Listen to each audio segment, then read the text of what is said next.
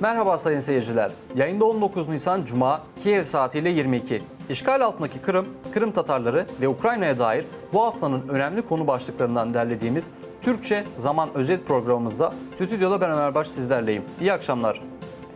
3 yıl denetimli serbestlik ve daha 3 yıl denetim süreci. Akmescit'teki Kiev Bölge İşgalci Mahkemesi sözde Vecihe Kaşka adlı davada noktayı koydu. 4 Kırım Tatarı Bekir Değirmenci, Hasan Çapu, Ruslan Turubaç ve Kazım Ametov delil olmamasına rağmen bir Türk vatandaşı olan Yusuf Aytan'dan 7.000 dolar almaktan suçlu bulundular.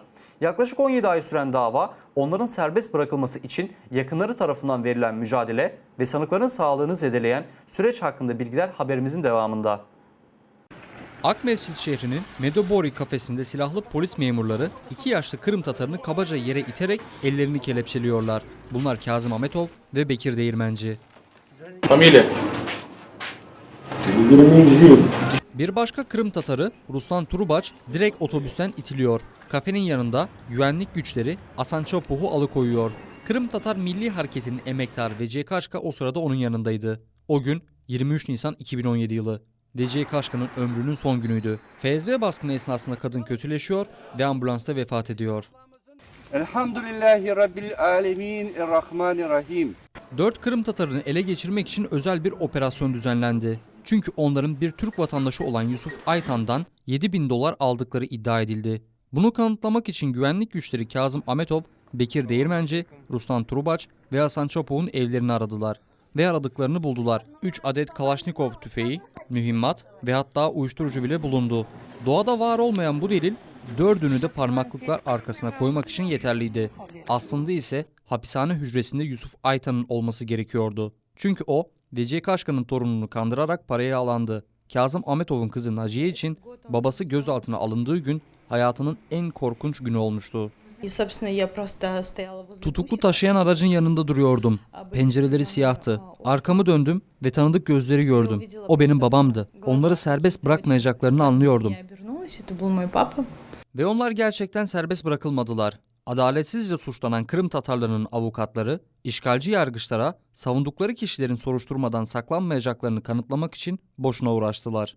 Он является инвалидом третьей группы. O engelli, kaçacak yeri yok, saygın bir vatandaş. Bu nedenle onun için ev hapsi cezası seçilmesini istedik. Fakat ne yazık ki yargıç bizi duymadı ve gözaltında tutulan bir ceza seçti.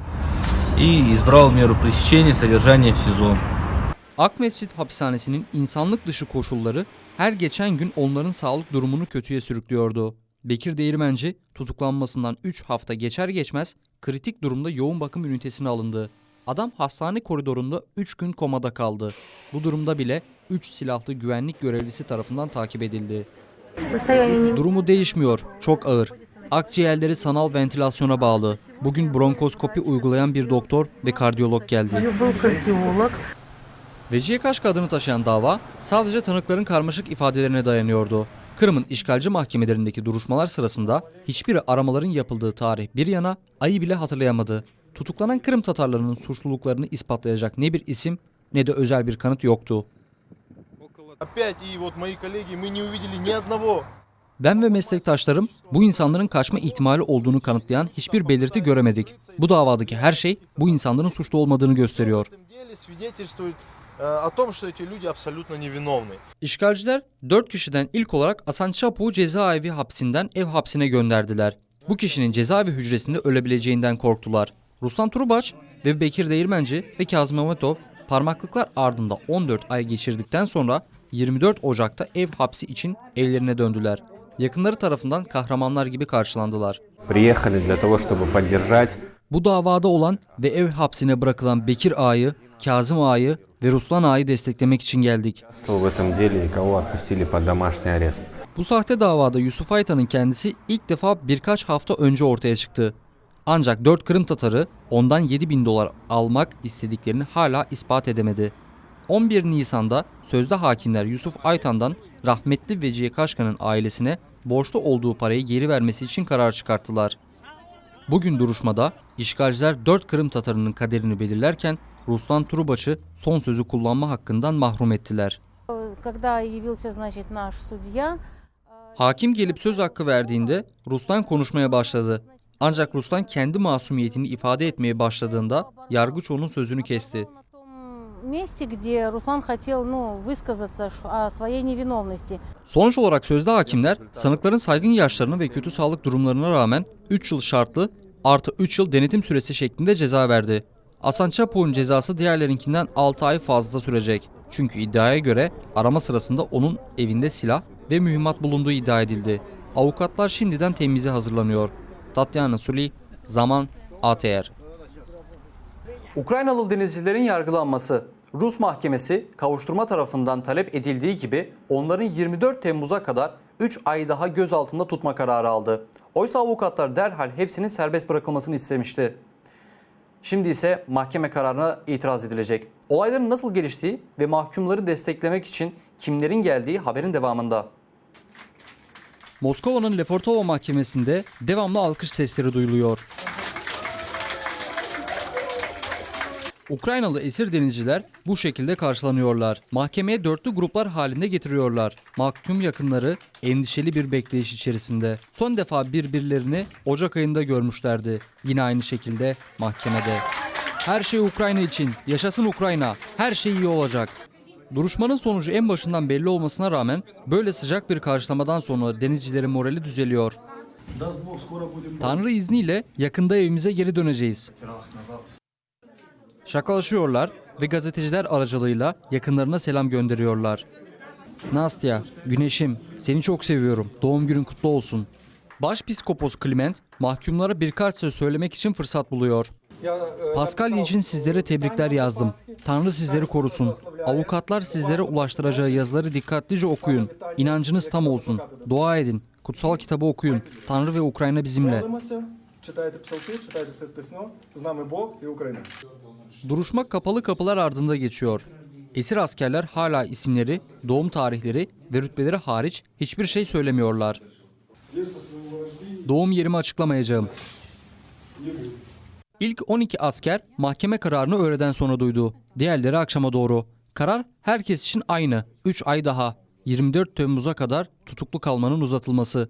Avukatlar mahkemeden davayı Moskova Askeri Yargıtayı'na devretmelerini istedi. Çünkü denizciler esir asker konumundalar.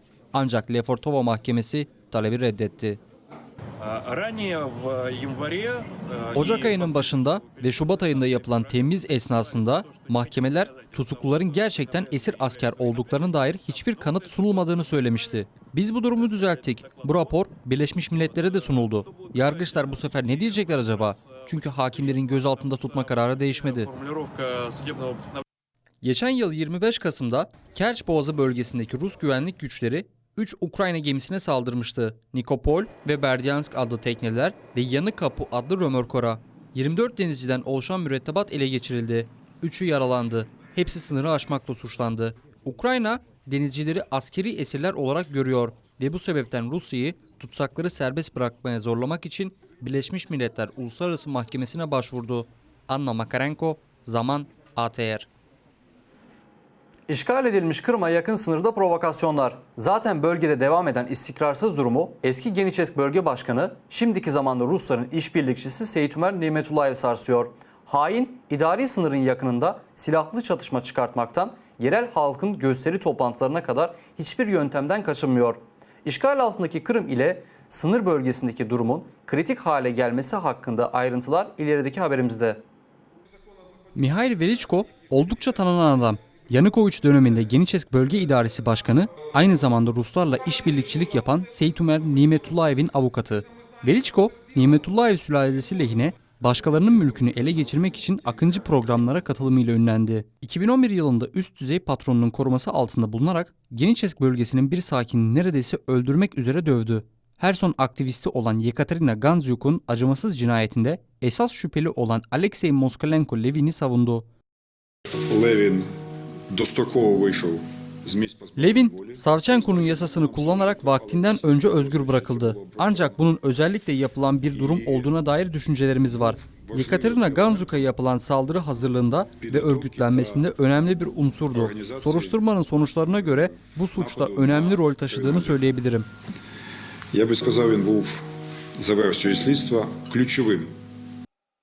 Bunlar Veliçko'nun ilgili olduğu ses getiren davalardan sadece birkaçı. Ağır fiziksel yaramalar, sahte belgecilik, vergi kaçakçılığı, avukatın kendisinin suçlandığı dava konuları. Bunlar yüzünden ceza bile almıştı. Şimdi de Çongar köyünde olay çıkarttı. Toplantının konusu 4 Nisan'da Nimetullaev'in ailesine ait olan Çongar özel şirketinin tahıl pazarında meydana gelen silahlı çatışma.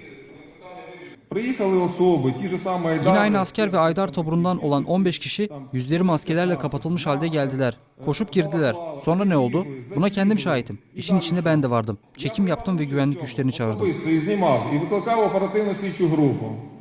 Asker taburu avukatın suçlamalarını reddetti.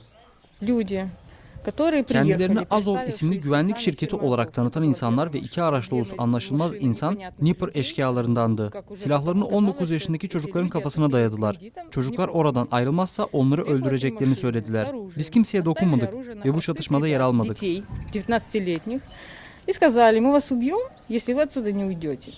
Nimetullaev'in skandal Çongar şirketinin tahıl pazarında aslında neler olup bittiğini polis şu anda araştırıyor. Bu konuyla ilgili ceza davası başlatıldı.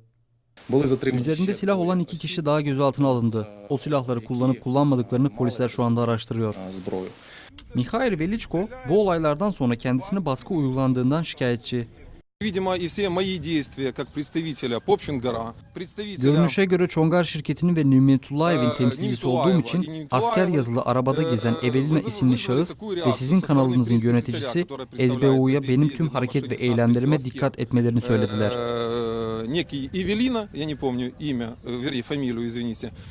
Askerin düşüncesine göre Veliçko'nun ifadeleri ve suçlamaları kamuoyuna karşı askeri itibarsızlaştırmak ve Rusların işbirlikçisi olan Nimetullaev'in gelirinin kesintisiz devam etmesi için yapıldı. Nimetullaev aleyhine açılan açık ceza davalarına ve onun arananlar listesinde olmasına rağmen Herson bölgesindeki işlerinin bir kısmı hala çalışmaya devam ediyor.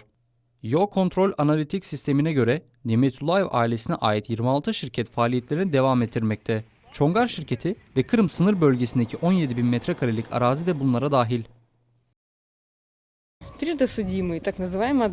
Ayrılıkçı Nimetullaev'in çıkarlarını temsil eden 3 kez ceza davalarında suçlanan sözde avukat, Ukrayna hükümetinin itibarını zedelemekle görevlendirilmiştir. Güvenlik güçlerine asker taburunun feshedilmesi için teşvikte bulunuyor. Çünkü tabur onların Geniçesk bölgesini talan etmesine müsaade etmiyor. Çongar topluluğunun sözde toplantısına katılmak için organizatörler tüm güvenlik güçleri temsilcilerini, savcılığı ve yerel yetkilileri çağırdı. Fakat hiçbiri gelmedi. Köy konseyi başkanı Galina Koval, üst düzeyden bu toplantıyı dinlemeye gelen tek kişiydi. O bile burada hoş karşılanmadı. Bugün çok az insan katıldı. 50 kişi bile yoktu. Bu toplantının meşru olmadığını düşünüyorum. Neden bu kadar geç toplandık? Silahlı çatışma ayın 3'ünde olmuşsa neden ayın 5'inde değil de 16'sında toplandık? Sınır bölgesinde olay çıkartmak kimin işine geliyor bilmiyorum.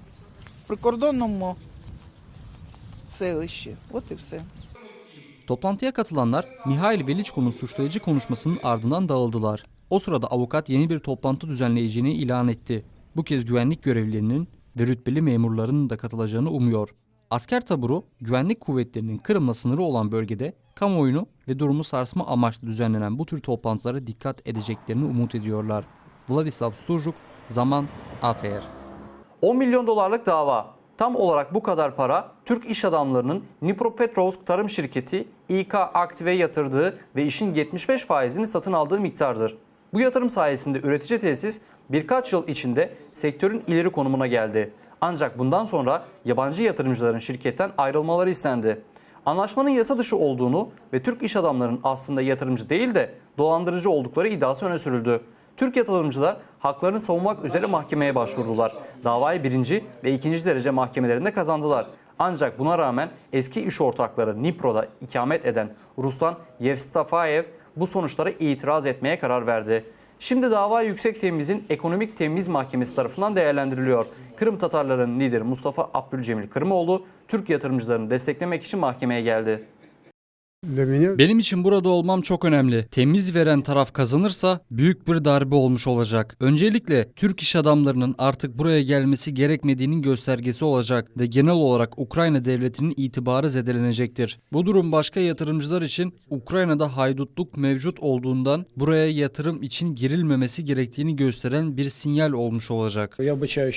Ukrayna'nın yatırım ortamı açısından bu durumun çok belirleyici olduğunu görüyorum. Benim düşünceme göre mahkeme yabancı yatırımcıların çıkarlarını koruyacak. Böyle olursa elbette yabancıların Ukrayna devletinde yatırım yapmaları için güven veren izlenim oluşacak.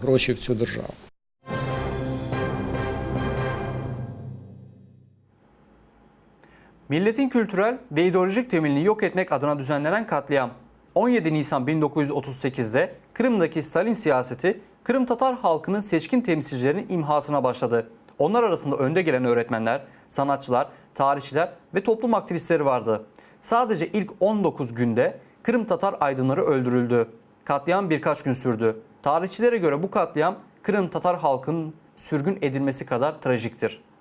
17 Nisan 1938 yılı siyah damgalı bir tarih.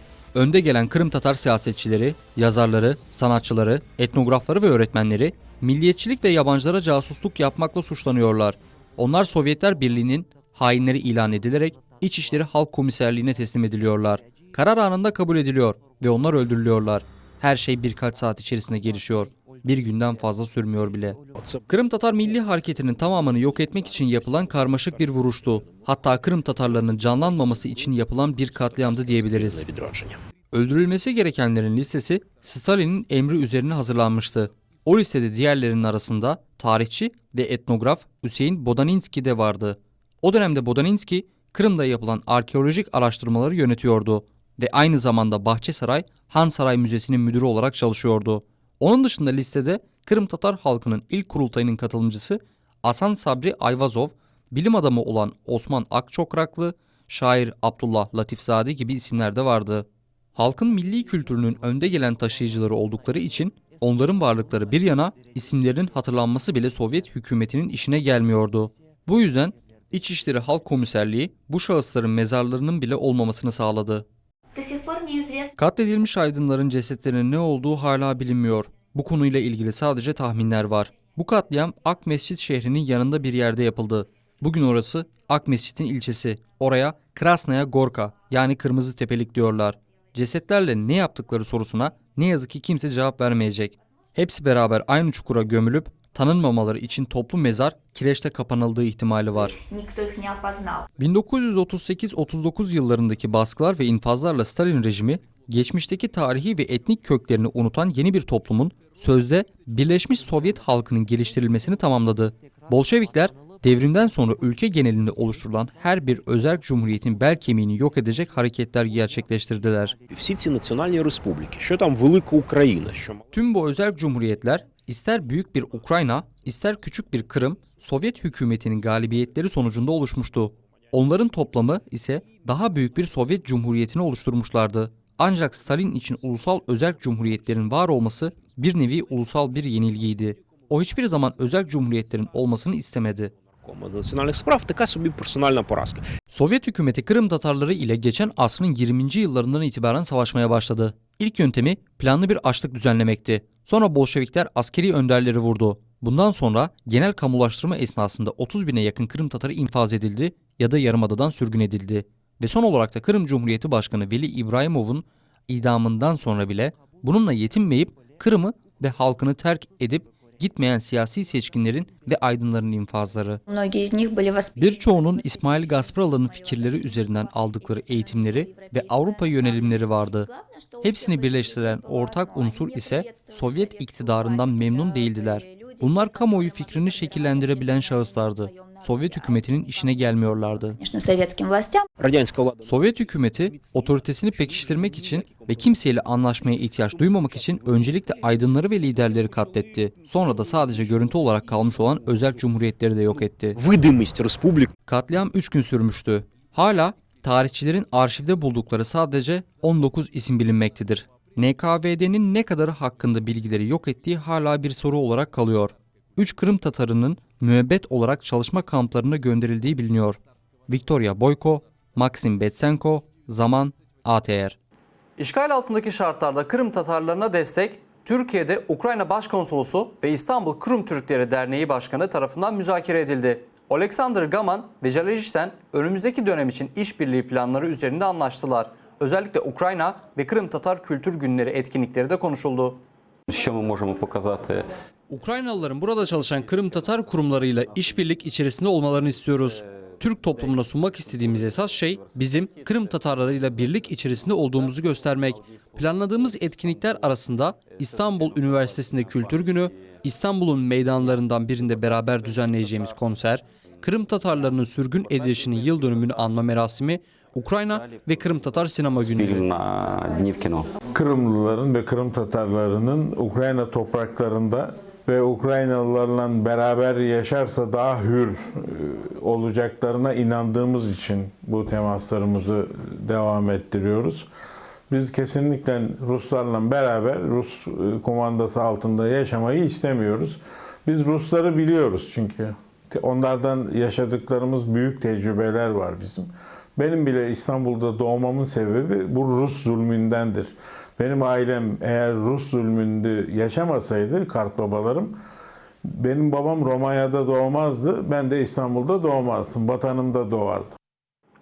Türkiye'de konferans. Türkiye'de Kırım işgalinin 5. yıl dönümü üzerine konferans düzenlendi. Türk Dünyası Araştırmaları Vakfı'nın gençlik kolları tarafından düzenlenen konferansın detayı haberimizin devamında.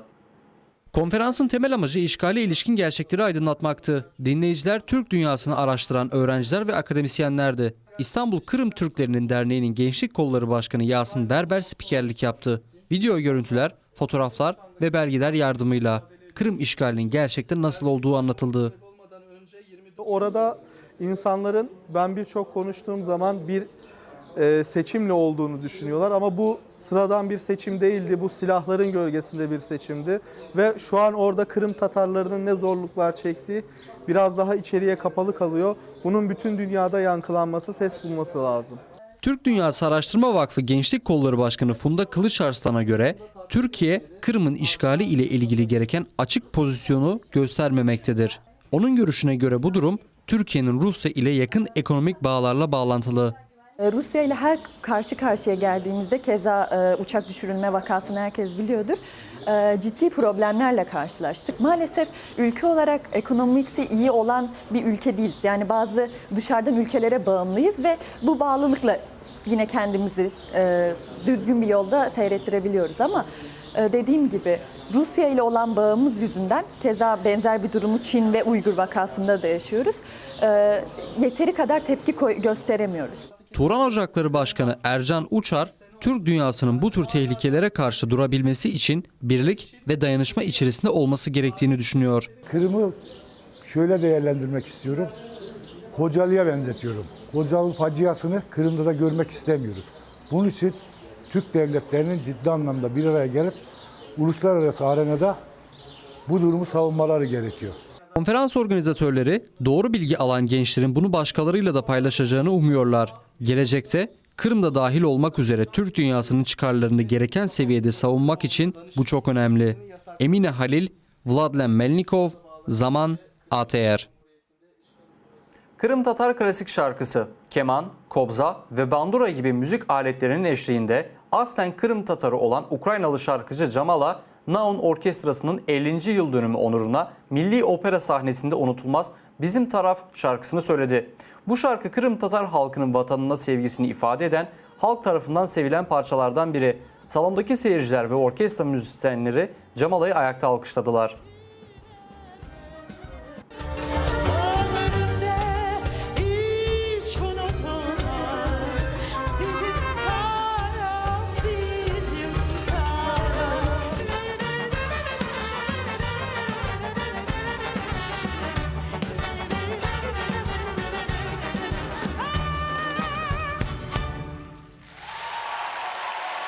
Народна артистка України, переможниця Євробачення Jamala.